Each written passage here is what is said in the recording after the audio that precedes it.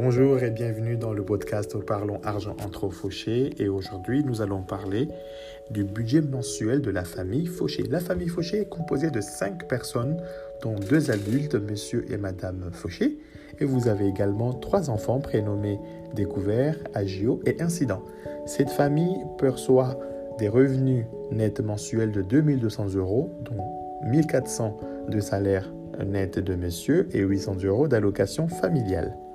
Cette famille, de l'autre côté, a des charges, des dépenses mensuelles qui s'élèvent à 2515 €. Alors, on va calculer le reste à vivre de cette famille. Le reste à vivre de cette famille, nous avons pris les revenus de 2200 €, nous avons soustrait les 2615 de dépenses mensuelles, ce qui nous fait un reste à vivre pour la famille de moins 415, ce qui revient par personne à moins 106 €. Ce qui explique que cette famille recourt tous les mois à l'utilisation de son découvert bancaire, ce qui entraîne de l'autre côté aussi des frais d'agio. Donc cette famille, pour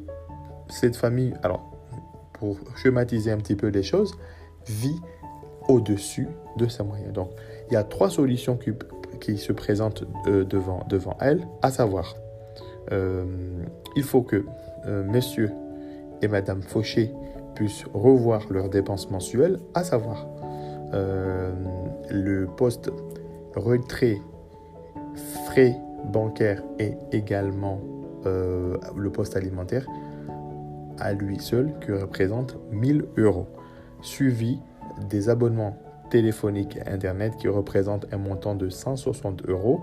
Après cela, vous avez également 150 € de chauffage, électricité et eau. Cette famille, en s'appuyant bien évidemment sur un accompagnement par soit leur conseiller ou tout simplement en s'appuyant par des organismes, ils peuvent renégocier leur contrat, mais aussi être suivi pour sortir de cette situation, parce qu'il n'est pas normal qu'une famille ne puisse pas disposer d'un solde positif sur leur compte.